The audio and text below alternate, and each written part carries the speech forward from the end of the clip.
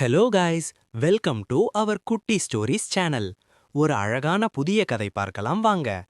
ஒரு சிறிய கிராமத்தில் ஒரு பாட்டி, ஒரு தாத்தா, அவர்களுடைய பேரன் வெங்கட் சந்தோஷமாக வாழ்ந்து கொண்டிருந்தான்.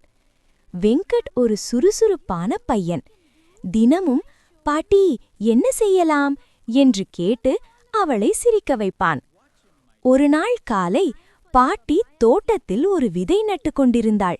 அதை பார்த்த வெங்கட், பாட்டி இது என்ன என்று கேட்டான். பாட்டி சிரித்து, இது பப்பாளி விதை.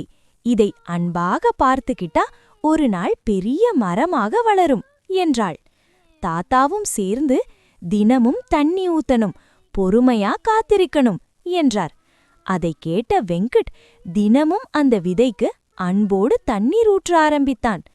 சில நாட்களில் ஒரு சின்ன முளை தோன்றியது. அதை பார்த்த வெங்கட் மகிழ்ச்சியில் குதித்தான். பாட்டி இது வளருது என்று சந்தோஷமாக கத்தினான். மாதங்கள் கழிந்ததும் அந்த செடி ஒரு பெரிய மரமாக வளர்ந்தது. ஒரு நாள் அதில் முதல் பப்பாளி பழம் வந்தது. தாத்தா அதை பறித்து 3 துண்டாக வெட்டி ஒவ்வொருவருக்கும் கொடுத்தார். வெங்கட் ஒரு துண்டை சாப்பிட்டு, இது ரொம்ப சுவை என்றான். தாத்தா சிரித்து, இது சாதாரண பழமில்ல, நீ போட்ட அன்பின் பலன் என்றார். அந்த நாள் வெங்கட் ஒரு முக்கியமான பாடம் கற்றுக்கொண்டான்.